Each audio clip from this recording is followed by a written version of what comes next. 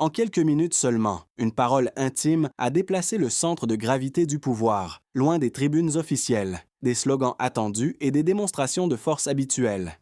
Elle n'a annoncé ni victoire immédiate, ni réforme spectaculaire, mais a introduit une idée troublante. La manière de décider peut changer avant même que les lois, les institutions ou les équilibres visibles ne bougent. Qu'est-ce que cela signifie pour vous lorsque Ibrahim Traoré affirme que l'autorité véritable commence par une limite acceptée, et non par une domination imposée? Une trajectoire discrète s'ouvre ici, silencieuse, et ses effets pourraient bientôt dépasser largement ce que beaucoup imaginent aujourd'hui. Vous êtes sur le point d'entendre un récit qui ne cherche ni à convaincre ni à rassurer, mais à révéler un mécanisme rarement discuté lorsque l'on parle de pouvoir et de leadership. Ce qui est partagé ici permet de comprendre comment une orientation intérieure, souvent invisible, peut modifier la manière dont des décisions cruciales sont préparées. Discuter et finalement appliquer, vous allez acquérir une grille de lecture plus précise pour distinguer ce qui relève du symbole, de la discipline intérieure et de l'impact réel sur la gouvernance. Et ceci n'est pas un contenu destiné à une écoute distraite. Si vous vous arrêtez à ce stade, vous risquez de réduire cette prise de parole à une anecdote spirituelle ou à un récit personnel sans portée concrète.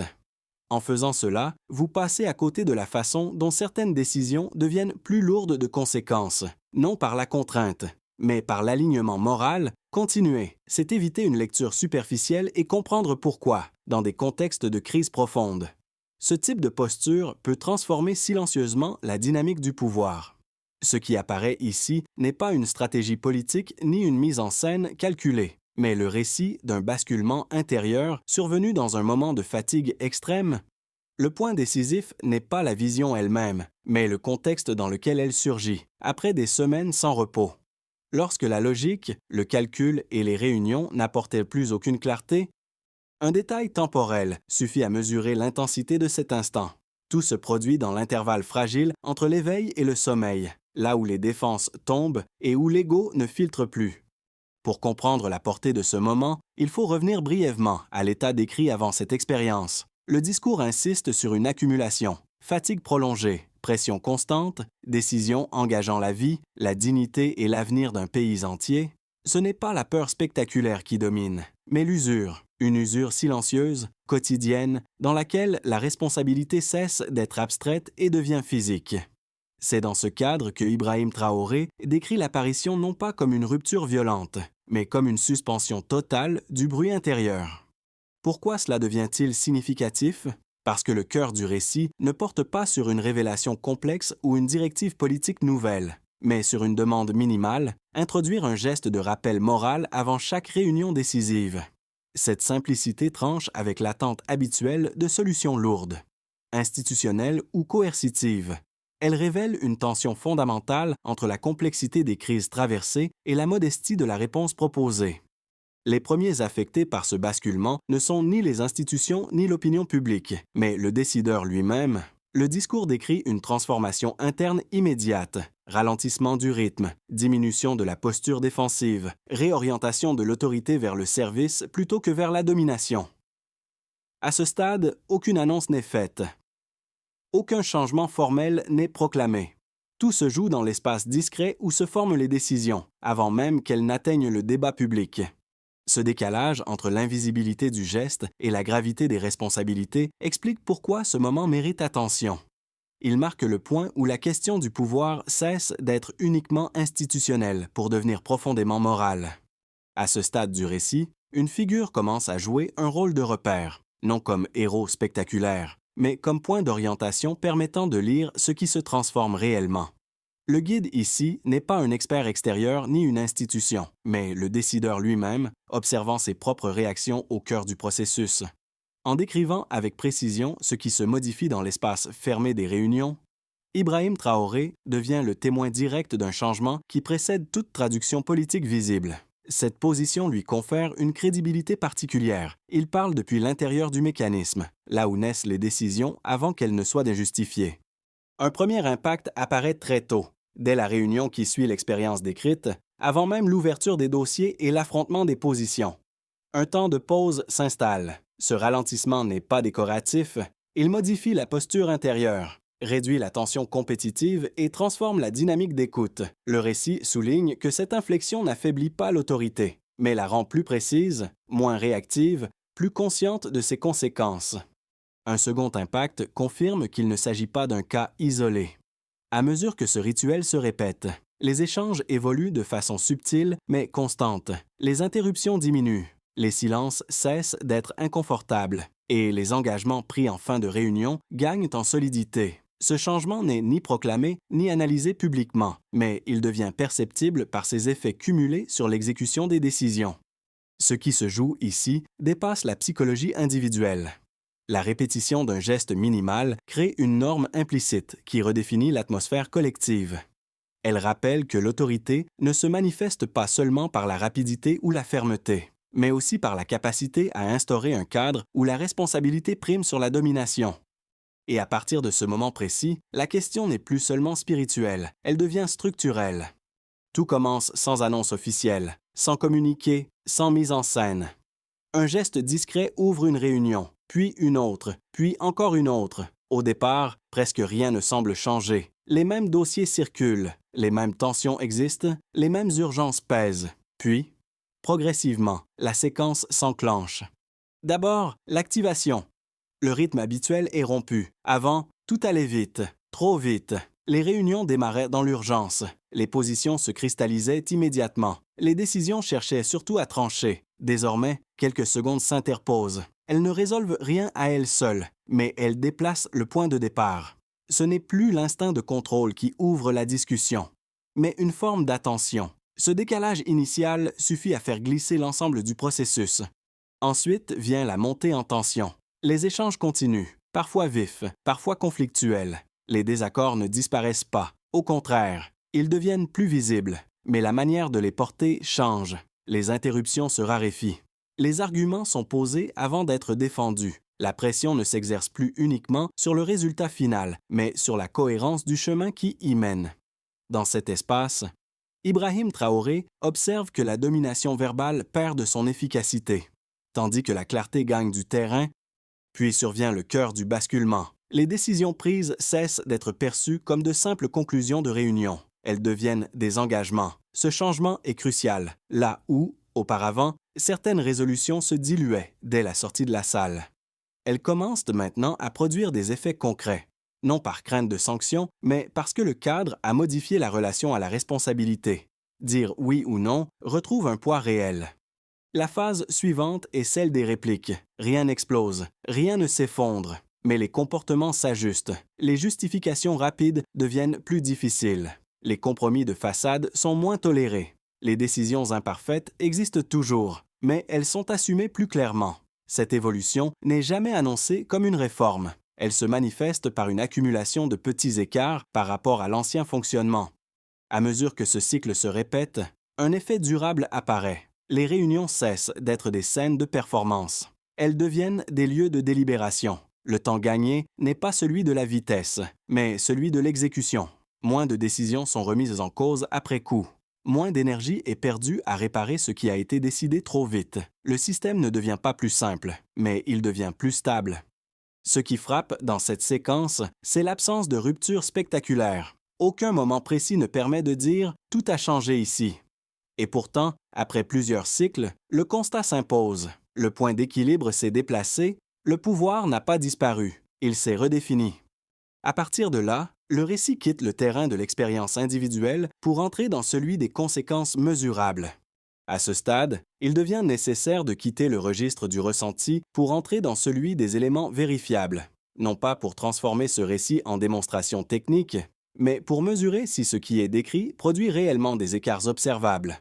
La question n'est plus de savoir si l'expérience est sincère, mais si elle modifie, même légèrement, la mécanique des décisions. C'est ici que les indicateurs prennent le relais du témoignage. Le premier élément mesurable concerne le temps décisionnel. Avant ce changement de posture, les réunions décrites fonctionnaient sous une contrainte permanente de rapidité. L'urgence dominait et la vitesse était assimilée à l'efficacité.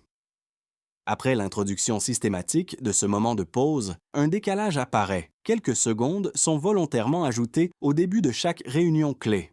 Cela peut sembler insignifiant, mais ce micro-ralentissement modifie la cadence globale. Il signifie que la rapidité n'est plus la valeur dominante et que la précipitation cesse d'être confondue avec la maîtrise.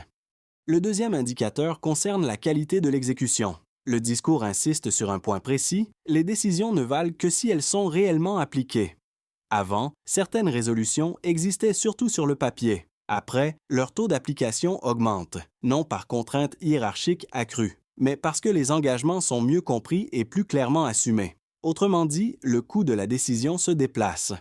Il n'est plus porté uniquement par l'institution, mais par ceux qui y participent. Cette redistribution de la responsabilité modifie profondément la dynamique collective. Un troisième élément quantifiable touche au comportement humain dans la salle. Le nombre d'interruptions diminue, les silences deviennent plus longs et plus productifs, et la prise de parole se fait moins concurrentielle. Ce ne sont pas des statistiques officielles, mais des régularités observées par répétition. Lorsque ces schémas se maintiennent sur plusieurs réunions consécutives, ils cessent d'être anecdotiques. Ils indiquent un changement de normes implicite. Ce qui est l'un des marqueurs les plus fiables d'une transformation organisationnelle durable. Sur le plan humain, l'impact est encore plus net.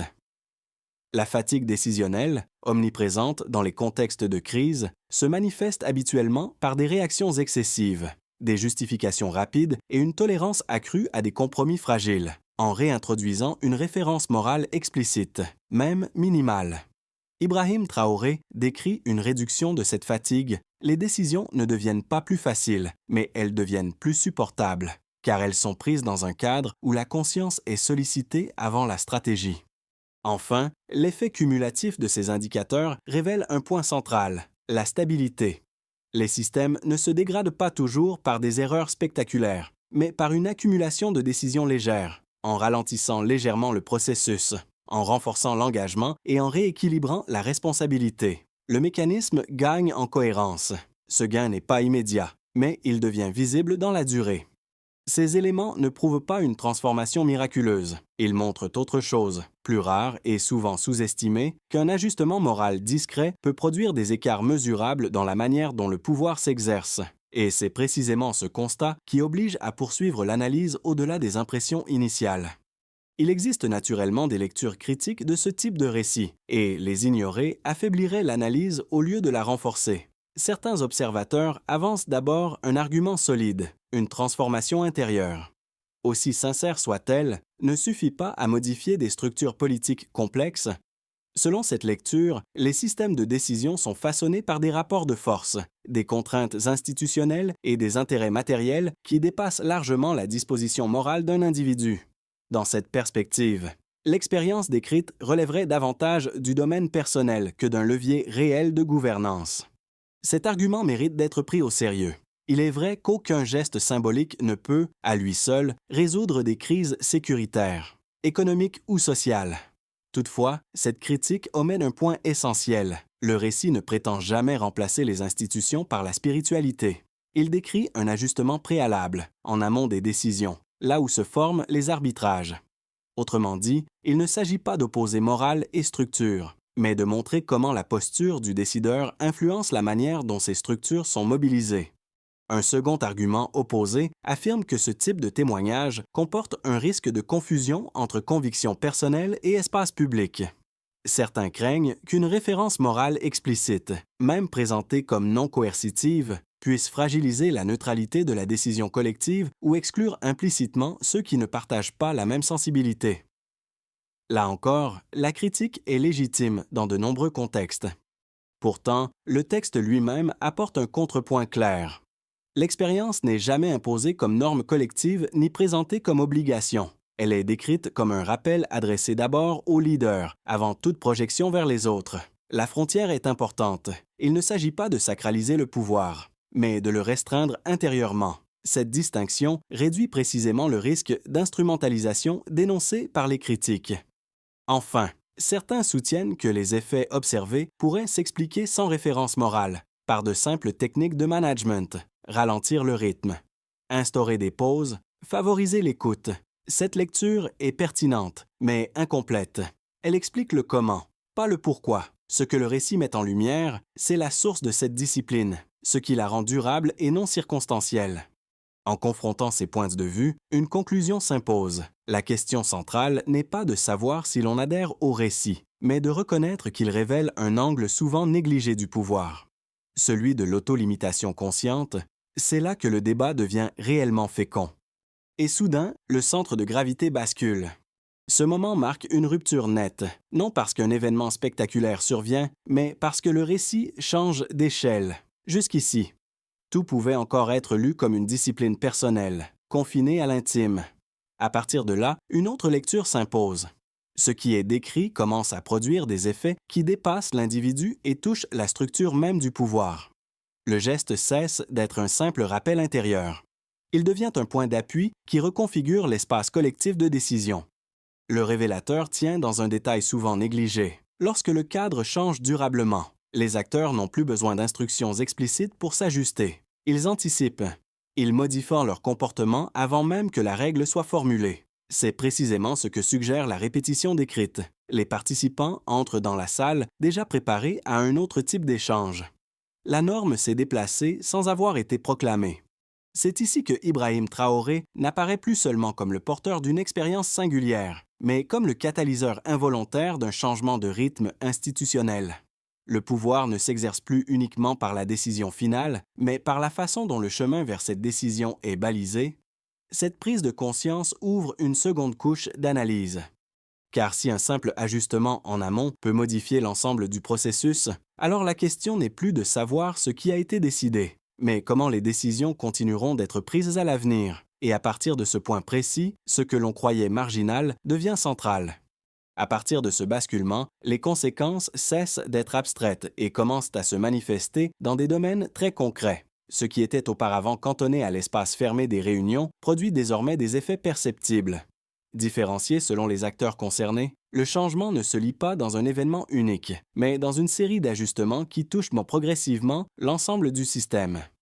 Du point de vue de l'État, l'impact se fait sentir dans la manière dont les décisions sont portées et assumées. La pression ne disparaît pas, mais elle se redistribue. Les responsables sont confrontés à une exigence accrue de cohérence entre ce qui est décidé et ce qui est effectivement mis en œuvre. Cela renforce la crédibilité interne des arbitrages, tout en rendant plus visibles les hésitations et les contradictions. Le pouvoir exécutif n'est pas affaibli, mais davantage exposé à sa propre responsabilité, ce qui modifie le rapport à l'autorité et à la légitimité. Pour les acteurs économiques, les effets sont plus indirects mais tout aussi réels. Lorsque les décisions publiques gagnent en clarté et en stabilité, l'incertitude opérationnelle diminue. Les entreprises ne disposent pas nécessairement de plus d'avantages, mais elles évoluent dans un environnement où les règles sont moins fluctuantes et les engagements plus lisibles. Cette prévisibilité relative influe sur les comportements d'investissement, de planification et de gestion du risque, même sans annonce de réforme majeure. Du côté des citoyens, l'impact est d'abord perceptible au niveau du climat social. Les décisions prises avec davantage de cohérence tendent à réduire le sentiment d'arbitraire. Souvent à l'origine de la défiance et de la lassitude, les problèmes structurels demeurent, mais la perception change. Les choix apparaissent moins détachés des réalités humaines qu'ils affectent. Cette évolution n'élimine ni la frustration ni la critique, mais elle modifie la nature du lien entre gouverné et gouvernant.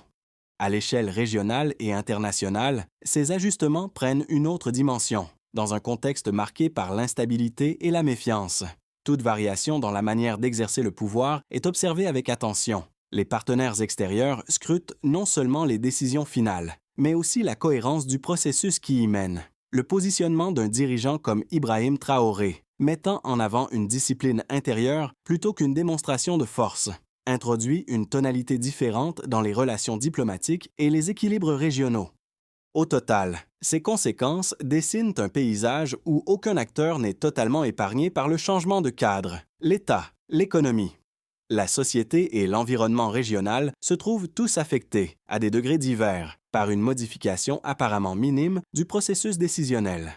Ce constat conduit à une évidence. Lorsqu'un mécanisme discret touche simultanément autant de niveaux, il cesse d'être anecdotique. Il devient un facteur structurant, dont les implications doivent être examinées avec attention. Dans la trajectoire actuelle, le scénario le plus probable se dessine sans rupture brutale. Le rythme engagé se maintient avec des ajustements progressifs plutôt qu'une transformation radicale. Les décisions continuent d'être prises sous contrainte, mais avec une attention accrue portée à leur cohérence et à leur mise en œuvre. Cette voie n'apporte ni apaisement total ni crise majeure, mais une forme de stabilisation relative où les tensions persistent sans dégénérer et où l'action publique avance par corrections successives plutôt que par grands tournants. Un scénario plus optimiste reste néanmoins envisageable. Il suppose que cette discipline intérieure s'ancre durablement et se diffuse au-delà du cercle immédiat des décideurs. Dans cette configuration, la qualité du dialogue s'améliore. La confiance interne se renforce et les décisions gagnent en lisibilité pour les acteurs concernés. Les erreurs ne disparaissent pas, mais elles sont identifiées plus tôt et corrigées plus vite. Cette dynamique n'a rien de spectaculaire, mais elle ouvre la possibilité d'un climat plus prévisible et d'une gouvernance moins réactive, plus intentionnelle. À l'inverse, le scénario le plus défavorable ne relève pas d'un effondrement soudain, mais d'un épuisement progressif si la posture décrite reste isolée. Sans relais ni compréhension partagée, elle risque de se heurter aux inerties existantes. Dans ce cas, la tension entre l'exigence morale et la réalité des rapports de force peut générer frustration et désillusion. Le cadre se fragilise, non par opposition frontale, mais par usure, jusqu'à perdre sa capacité d'influence réelle sur les décisions. Face à ces trois trajectoires, une leçon commune s'impose. L'enjeu n'est pas de prédire laquelle se réalisera, mais de reconnaître que chacune dépend d'actions présentes. Souvent modeste mais répétée, la différence entre stabilisation, amélioration ou dégradation ne se joue pas dans une déclaration unique, mais dans la constance avec laquelle un cadre est tenu dans le temps. C'est précisément cette constance, plus que le symbole initial, qui déterminera la portée réelle de ce qui est en train de se jouer.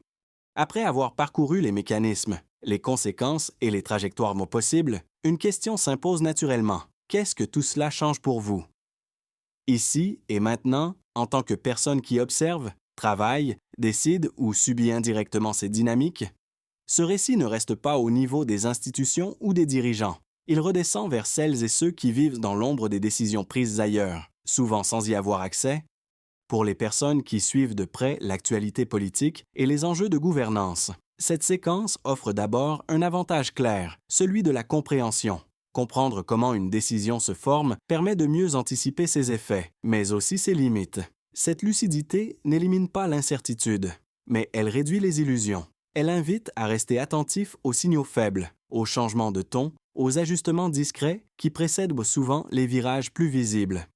Pour celles et ceux qui se sentent concernés de manière indirecte, par leur travail, leur environnement économique ou leur stabilité quotidienne, l'impact est plus diffus mais réel. Les décisions publiques façonnent des cadres dans lesquels chacun doit s'adapter, savoir que ces décisions peuvent gagner en cohérence ou, au contraire, s'user avec le temps aide à ajuster ses attentes, à planifier avec prudence et à ne pas confondre annonces et effets réels. Cela n'offre pas de contrôle, mais une meilleure préparation mentale. Enfin, pour les personnes qui pensent que ces enjeux ne les concernent pas, le message est plus simple mais essentiel. L'indifférence protège rarement sur le long terme. Les changements de cadre, même discrets, finissent toujours par atteindre la vie ordinaire, parfois plus vite qu'on ne l'imagine. Ne pas s'y intéresser, c'est souvent laisser d'autres définir les paramètres dans lesquels on devra ensuite évoluer. Quel que soit votre point de départ, comprendre cette dynamique n'impose aucune prise de position. Cela offre simplement un repère, et dans des périodes incertaines. Disposer d'un repère, même modeste, peut faire toute la différence. À ce stade, parler de solutions sans trajectoire claire n'aurait que peu de sens. Ce qui est en jeu ici ne peut pas se résoudre par des déclarations générales ou des intentions abstraites. La question devient donc concrète. Comment traduire cette orientation en action lisible, vérifiable et tenable dans le temps, sans la transformer en slogan vide? Le premier niveau concerne le centre du pouvoir. Pour un dirigeant comme Ibrahim Traoré, l'enjeu principal n'est pas d'étendre ce cadre symbolique, mais de le stabiliser. Cela passe par la régularité, dans un horizon de court à moyen terme, et par un critère simple de réussite, la cohérence entre décisions annoncées, décisions appliquées et responsabilités assumées publiquement. Le repère n'est pas idéologique, il est opérationnel. Une décision qui tient dans le temps vaut plus qu'une décision rapide aussitôt contournée. Le deuxième niveau concerne les structures intermédiaires, administration, équipes techniques et organismes d'exécution. Leur rôle est décisif. Sans appropriation de ce cadre, même implicite, les décisions restent fragiles. Ici, l'action clé consiste à clarifier les responsabilités, réduire les zones grises et mesurer l'efficacité non par la quantité de procédures, mais par la qualité de l'exécution. Le succès se lie dans la diminution des retours correctifs et des arbitrages répétés sur les mêmes dossiers. Le troisième niveau concerne la société et les acteurs non institutionnels. Il ne s'agit pas de leur demander une adhésion symbolique, mais une vigilance active. Comprendre le processus, observer sa cohérence et signaler ses écarts font partie de cette dynamique. Le repère temporel est plus long, mais l'indicateur est clair, la capacité des citoyens à distinguer les engagements réels des effets d'annonce. Enfin, un dernier levier réside dans l'environnement régional et international. La cohérence interne, lorsqu'elle est visible, devient un signal externe. Elle conditionne la crédibilité des partenariats et la solidité des coopérations. Au fond, la clé n'est pas l'ampleur des mesures, mais leur continuité, ce sont les cadres tenus dans la durée qui transforment réellement le pouvoir. Revenir à ce point précis permet de mesurer le chemin parcouru. Au début, il y avait un homme seul face à l'épuisement, aux doutes et au poids silencieux de décisions irréversibles. Puis, progressivement, ce cadre intérieur a traversé l'espace fermé des réunions, influencé des échanges, déplacé des équilibres. Ce retour en arrière n'est pas un simple rappel narratif. Il sert à comprendre que la transformation décrite ne s'est pas faite par rupture, mais par continuité. En suivant cette trajectoire, on réalise que Ibrahim Traoré n'a jamais cherché à ériger son expérience en modèle universel. Il l'a porté comme un rappel personnel, répété, discret, presque invisible, et pourtant, ce sont précisément ces gestes répétés, sans annonce ni mise en scène, qui ont fini par modifier l'atmosphère. Puis la pratique du pouvoir. Ce déplacement progressif montre que l'autorité ne change pas toujours par confrontation, mais parfois par réorientation. Ce récit dépasse ainsi le cadre d'un dirigeant ou d'un pays. Il parle de fatigue collective, de responsabilité et de la difficulté à décider sans perdre de vue ce qui donne du sens à l'action. Il rappelle que le pouvoir, lorsqu'il n'est plus interrogé, se durcit, mais que lorsqu'il accepte une limite, il peut retrouver une forme de justesse. Le point d'équilibre atteint ici n'est ni héroïque ni définitif. Il reste fragile, dépendant des choix quotidiens et de leur cohérence. Mais il éclaire une vérité simple et souvent oubliée. Le pouvoir se révèle moins dans ce qu'il impose que dans ce à quoi il consent à se soumettre. Ce qui vient d'être parcouru n'appelle ni adhésion automatique ni rejet instinctif. Chacun reçoit ce récit à partir de son histoire, de ses convictions et de ses propres attentes vis-à-vis du pouvoir et de ceux qui l'exercent. L'essentiel n'est pas d'être d'accord sur chaque point, mais de reconnaître que ce type de réflexion ouvre un espace rarement exploré dans le débat public. Si vous estimez que cette analyse mérite d'être prolongée au-delà de ce cadre, elle peut devenir un point de départ pour d'autres échanges. Plus calme, plus profond, moins dicté par la réaction immédiate. Partager ce regard, c'est offrir à d'autres la possibilité de réfléchir autrement à la manière dont les décisions se forment et aux valeurs qui les orientent. Non pour convaincre, mais pour enrichir la compréhension collective. La question reste ouverte. Volontairement, elle ne cherche pas une réponse rapide, mais une réflexion sincère. Selon vous, dans des contextes de crise et de pression extrême, qu'est-ce qui devrait primer avant toute décision engageant les autres? L'efficacité immédiate, l'équilibre des forces ou la capacité du pouvoir à s'imposer des limites durables? Cette discussion n'appartient à personne en particulier. Elle se construit là où des individus acceptent de penser ensemble, sans bruit inutile. Avec exigence et responsabilité,